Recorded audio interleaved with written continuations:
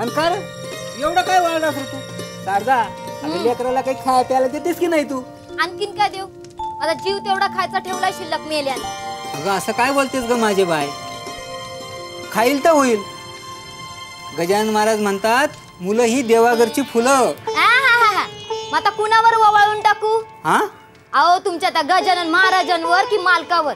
हे बघा, तुम्ही दिसभर घरला नसता, तुम्ही जाता त्या मालकाच्या सेवेत नाही तर महाराजांच्या मठात, आणि हा दिवसभर नुसता माझा जीव खातो या. असं कसं म्हणते? मग मला सांग, पाठशाळेत कोण जाते? हा जातो की तू? वय तेवढी उसण मिळते बघा जीवाला. पोरा शिक र शिक, लय शिक, लय मोठा हो बघ. तुझे आई बा शेतात दिवसभर राबतात, तसलं जिणं नको रे बाबा तुझ्या वाट्याला. अगं शारदा, तू काय बी काळजी करू नको.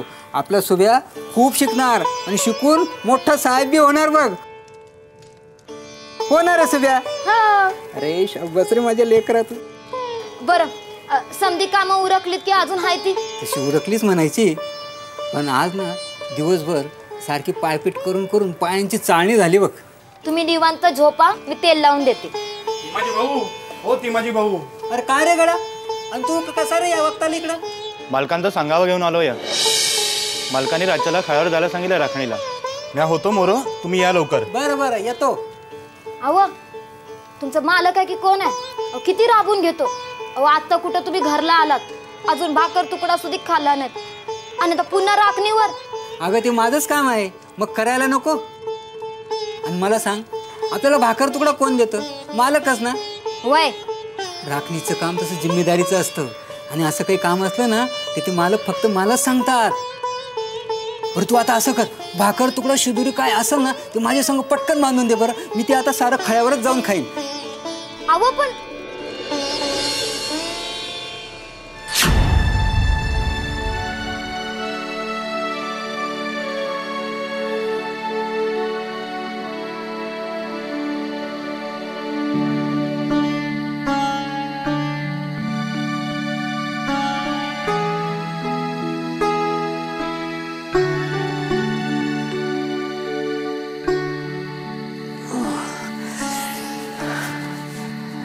आज हवेत बराच गारठा आहे, आणि पहाटे पहाटेपर्यंत तर त्या थंडीचा जोर खूप वाढेल असं दिसतंय. शेकोटी पेटवायला हवी, त्यासाठी लाकडं शोधायला हवीत. चला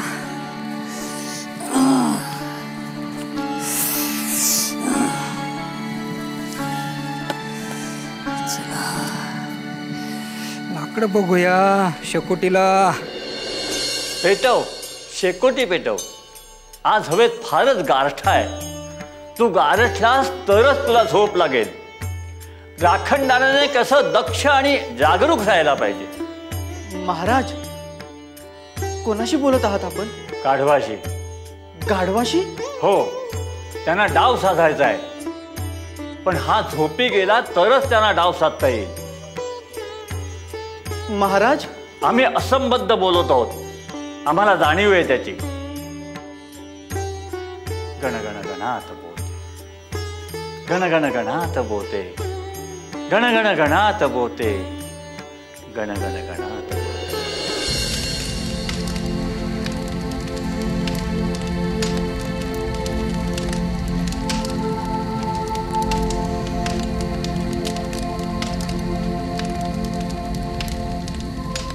भाकरी खावी का न खावी, कारण आत्ताच त्या डोळ्यांवर झोप आहे.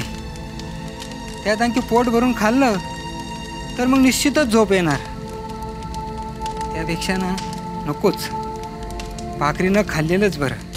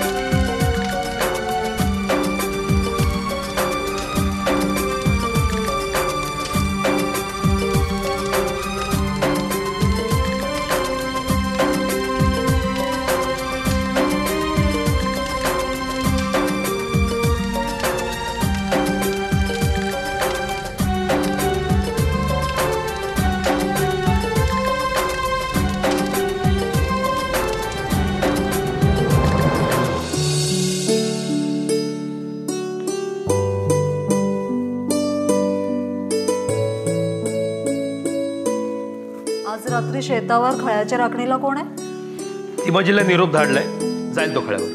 तिमाजी? का काही हरकत? मी कोण आले हरकत घेणारी? पण मला वाटतं तुम्ही जरा अतिच विश्वास दाखवताय या तिमाजीवर. आणि तू तिमाजीवर निष्कारण राग धरतेस असं वाटतं मला कधी कधी. अगं तिमाजी सारखा विश्वासू नोकर शोधून सापडणार नाही. प्रश्न विश्वासाचा नाहीये. मग कसला आहे? हा, अगर राखणदार हवा तर तो विश्वासूच असायला हवा ना. नाहीतर राखणदारावर राखण करायला एखादा माणूस ठेवायची वेळ येते. खरंय, पण तरी सुद्धा आज दिवसभर तिमाजी तुमच्या कामानिमित्त बाहेर होता. थकला भागला असेल. मला नाही वाटत की तुम्ही निरोप धाडला असला तरी सुद्धा खळ्यावरती राखण करायला तिमाजी आज गेला असेल. जाईल तो. अगं कामात वाघ आहे वाघ. तो असा कामसुकारपणा नाही करणार. त्याच्यावर विसंबून राहता येतं. बघा, भरोशाच्या म्हशीला टोणगा असं व्हायला नको. एक पीक घ्यायला अख्खं वर्ष जातं, पण ते नष्ट व्हायला एक रात्र सुद्धा पुरेशी होते. माझं ऐकाल तर आणखी कोणाला तरी पाठवून तिमाजी तिथे राखण करायला गेलाय की नाही याची खातरजमा करून घ्या. नाही, मला आवश्यकता नाही वाटत. अहो असं काय करता? मी पुढे काय हा विषय आता इथंच थांबवा, नाही तर मी जाईन रात्री खळ्यावर.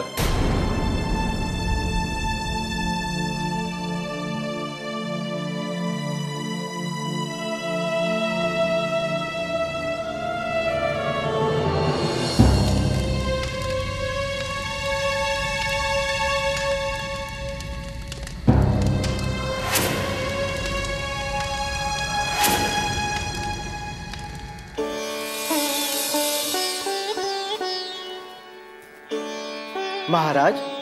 काय रे, अजून जागा कसा तू? महाराज, आपण झोपला नाही तर आम्हाला झोप कशी बरं लागेल? आम्ही जागेत राहणार आहोत. त्या मुका प्राण्यांच्या पोटात मुठभर धान्य गेलं की मगच आम्ही त्याला उठवणार आहोत. फार भुकेलेली आहेत ती गाढवं. पुन्हा गाढवाचा उल्लेख? महाराजा, काय गोड बंगाल आहे. ते जाणून घेऊन तू काय करणार आहेस? तू जाऊन झोप. अरे तुला सांगितलं ना की तू जाऊन झोप. ऐकू नाही आलं का गाढवा?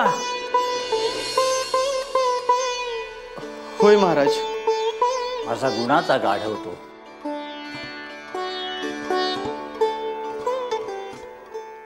आली आली, खळ्यात शिरली. आता त्यांचं पोट भरलं की मगच तुला उठवतो हा ती माझी.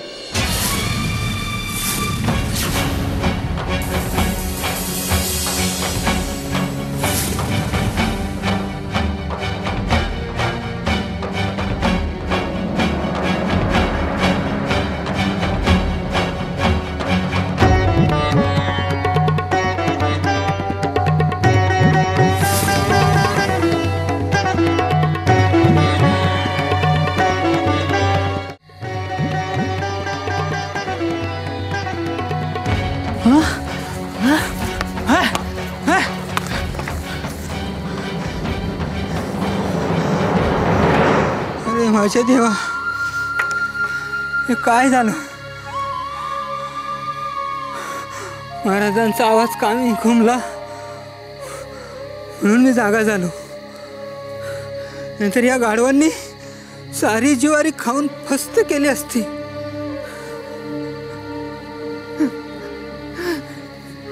आता मी मालकासनी काय तोंड दाखवू आणि त्यांना काय सांगू मी? अहो ऐकलत का? अहो मी काय म्हणतेय. जातो खळ्यावर. सारखी सारखी आठवण करून देऊ नको. राहिलं काय ग, कालपासून तुझे काय चाललंय सारखं खळ खळ खळ? हा अहो कालपासनं सारखं राहून राहून वाटतंय काहीतरी घोटाळा होणार आहे. घोटाळा म्हणजे नेमकं काय? अहो ज्वारीच्या राशी आहेत खळ्यावरती. अगं आता त्या राशीतली पायली दोन पायली ज्वारी कोण घेऊन गेलं पोटासाठी? तर आपल्याला काही कमी पडणार आहे का? उलट गरजवंताचं पोट भरलं म्हणून पुण्यच पदरात पडेल आपल्या. मग राखणदार ठेवताच कशाला तुम्ही खळ्यावरती? आता राखणदार ठेवतो म्हणजे मालक, या आला आमचा वाघ. अरे ती माझी रात्रभर होतास ना खळ्यावर राखणीसाठी आणि तडक तिथून इथे निघून आलास. अरे आधी घरी जायचं, थोडा आराम करायचा आणि मग सावकाशीने इथे यायचं. तसंही खळ्यावर दिवसा उजेडी बरीच गडी माणसं असतात.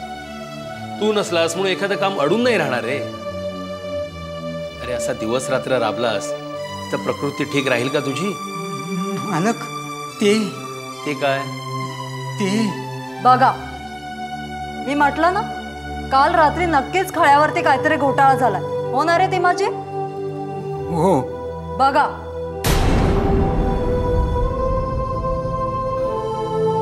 ती माझी काय झालंय? मालक, काल दिवसभरच्या कामानिमित्ताने हेलपाटा खाऊन खाऊन मी फार थकून गेलो होतो. झोप अनावर झाली होती आणि मी झोपी गेलेला पाहून त्या कुंभाराच्या गाढवांनी डाव साधला हो. आणि ज्वारीच्या राशी फस्त केल्या, हेच ना? नाही, पूर्ण नाही फस्त केली, पण अरे किती नुकसान करशील मालकाचं.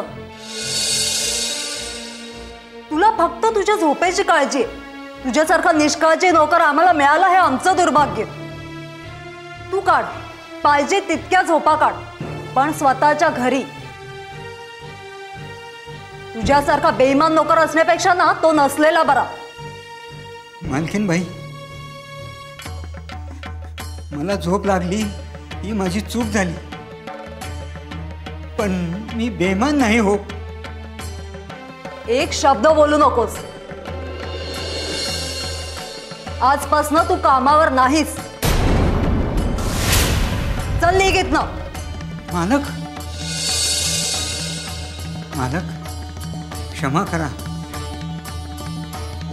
आपलं नुकसान झालं हे माझ्यावर आपलं कर्ज राहिलं. मी महाराजांना साकडं घालीन आणि तुमचं झालेलं सारं नुकसान भरून देईल. येतो मी.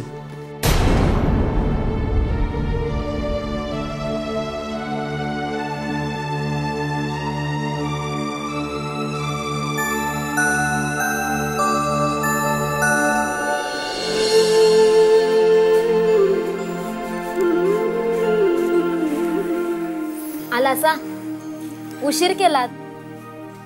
खळ्यावरचं काम संपल्यावर मालकाने दुसरं काम दिलं की काय? हातपाय धुवून घ्या. अहो न्यायारी केलीये, थोडं जेवून जा. अहो काल सकाळपासून डोळा लवला नाही तुमचा. मालकाकडचं सांगाव घेऊन कोणी आलं तर मग मी सांगेन जरा निजलेत, अंग ठणकतंय, कामावर उशिरा येतील म्हणून. आता कसलं काम आणि कसलं काय सारजा. आणि मालकांकडून सांगावा घेऊन कुणी बी येणार नाही आता. म्हणजे कालची रात्र आपला काळ घेऊन आली होती तिच्या बरोबर. ह्या तिमाहीच्या तोंडाला काळ फासून गेली. अहो काय बोलतासा? मला समजल असं बोला की. सारजे, काल रात्री मी खळ्यावर राखणीला होतो. मला झोप लागली आणि गाढवांनी घात केला. काय? अहो याला माणूस की म्हणायची की काय? अहो एका चुकीवरून कामावरून कमी करायचं काय? सारजे, चूक ती चूकच. मग एक चूक काय आणि 10 चुका काय? अहो दमला बगला माणूस, झोप लागणारच. मालकाला कळायला नको? थांबा, मी जाऊन चांगलं जाबत विचारते त्याला. नको नको, तू असं काय बी करू नको, नाहीतर मग आपल्याला या गावात राहायची बी मनाई होईल. त्यापरीस मी एक काम करतो, मी महाराजांकडे जातो. महाराज यातून काहीतरी तोडगा नक्की काढतील. माझ्या इमानदारीचा हवाला देऊन पुन्हा मला कामावर घेण्यासाठी मालकांना गळ घालतील. आणि मालक महाराजांचे भक्त आहेत, ते महाराजांचं सबूत खाली पडू द्यायचे नाहीत. महाराज,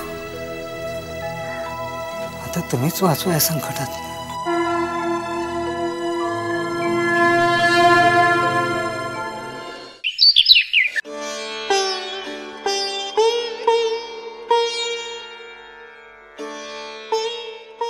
अहो आलात, झालं का कुठं कामाचं? अहो आपल्यासाठी नाही, पण आपल्या पोराच्या पोटासाठी काहीतरी काम करायला नको का? मी कुठं नाही म्हणतोय का, पण आता गजानन महाराजांची कृपा झाल्याशिवाय आपल्या हातातोंडाची गाठ पडेल असं काही मला दिसत नाही. एक शेठजी काम द्यायला तयार होता. मग बंदुकीच्या कारखान्यातलं काम. एका इंग्रज अधिकाऱ्याच्या हाताखाली 6 महिने जाऊन नागपूरला राहावं लागेल म्हणाला. आता तुम्हाला टाकून मी एकटा 6 महिने बाहेर कसा राहू? मला की नाही आता एकच उपाय सुचतोय. कोणता? आपण तिघांनी बी विहिरीत जीव देऊया, म्हणजे सगळं संपल. शारदा, तुम्ही म्हणता महाराजांना समजतं, ते कुठेही असले तरी भक्तांच्या हाकेला हाक देऊन येतात. मग आपली हाक त्यांना ऐकू का जात नाही? महाराजांना नक्की ऐकू येत असेल, मग पण महाराज आपली परीक्षा घेतायत असं समज. परीक्षा? होय, मी तुला विश्वासाने सांगतो, महाराज आपल्याला मरू देणार नाहीत. जगू पण देणार नाहीत. सारजे आये बा, काय रे मुर्द्या, हे कोणाकडनं आणलंस? कुठून भीक मागून आणलंस? हा आहे भीक नाही, गोदामशीच्या घरात साप शिरला होता. ती म्हणाली साप मारून दे, मी तुला जेवू घालते. मी तिला साप मारून दिला, तिने जेवण दिला, हे आपण तिघं मिळून खाऊ. लेकरा, ती माझे भाऊ कोण? तुकाराम भाऊनी धाडले. महाराज मठात आलेत. काय? महाराज मठात आले? महाराज मठात आले? आता सगळं काही ठीक होईल, सगळं सुखर होईल. आता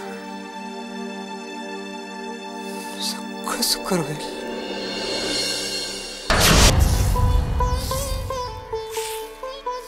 तुकाराम भाऊ,